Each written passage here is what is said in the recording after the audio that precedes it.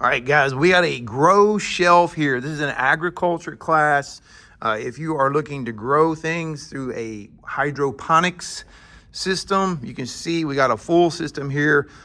They have been growing all kinds of things, lettuce, and really the students are enjoying this. So let's get a little more details about it. We've got what, 3, 6, 9, 12 Yep. per section. So 24 on each rack. So 72 total here on this three shelf system here. It's got the water is in the underneath here. We'll pop this up and take a look at the water.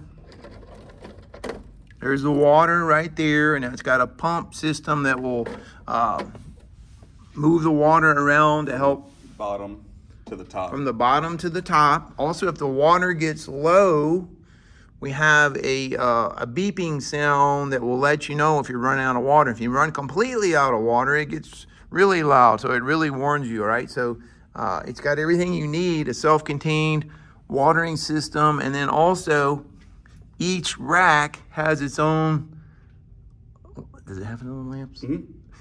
Each rack has its own lamps. So he's gonna turn the lamps on for us right here. So you can see now we're all lit up, and we can put this on a timer. How many hours are we running this? 16 hours on, 8 hours off.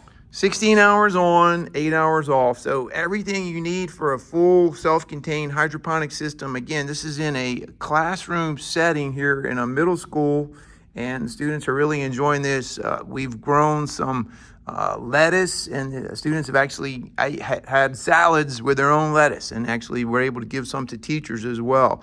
So if you're looking for a hydroponic system, it's got little wheels. The cart's got little wheels on the bottom down here. And each rack, again, has its own lights. You can see the lights up underneath there.